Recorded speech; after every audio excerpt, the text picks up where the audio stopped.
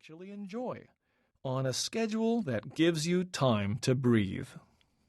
As you free yourself from the pressures of a traditional fast-lane career, you can start to experience the life you've always wanted, a life that can change the world for the better, a life that makes you excited to get up every morning, that has a chance to be an inspiration to young people and friends.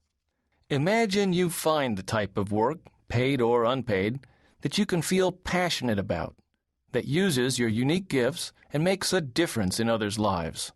Imagine you're doing work in just the right doses, that leaves you energized, not spent.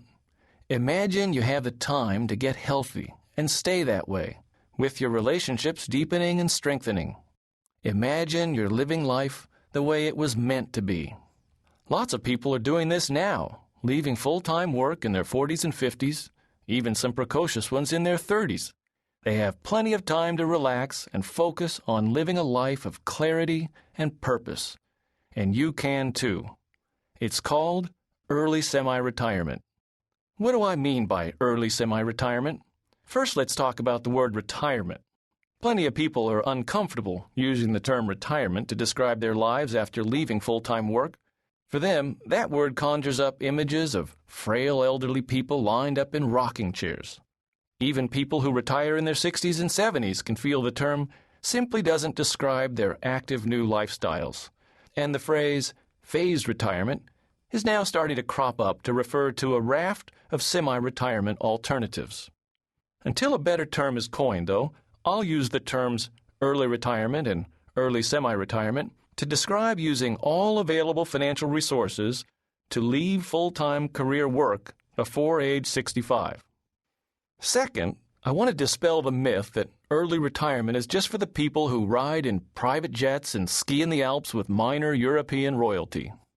Based on data from the Fed, about a quarter of all American households could today choose to dump the car, sell the house, pocket the home equity, and move abroad to one of the many early retirement meccas, living quite comfortably on just $500,000 in assets. And, hard as it may be for coastal high earners to believe, early retirement chat groups are full of folks living singly or as a couple on $20,000 or $25,000 a year, right here in rural parts of the U.S., shopping at discount stores, buying used cars, and relishing lives of financial independence. In other words, with some time and planning, early semi-retirement is probably within the grasp of everyone listening to this audio program. But before I begin, let me provide one warning.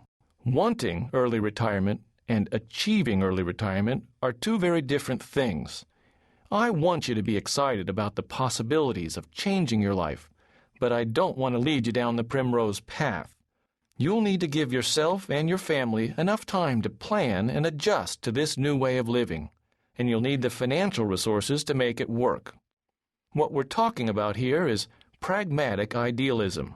The worst thing you can do after listening to me on this audio program is to run off, quit your job, and cash in your 401ks because you've suddenly got religion. Because of time limitations here, I cannot provide you with all the hard-nosed facts about saving, investing, and the financial disciplines that are included in my book, but they are important. So I urge you, if you're interested in early retirement, invest in a copy of the book and really study chapters 3 through 6 to make sure you have a good grasp of the financial side of retiring early before you take the plunge. Okay, now let me start by telling you my story and how I found my way to early semi-retirement.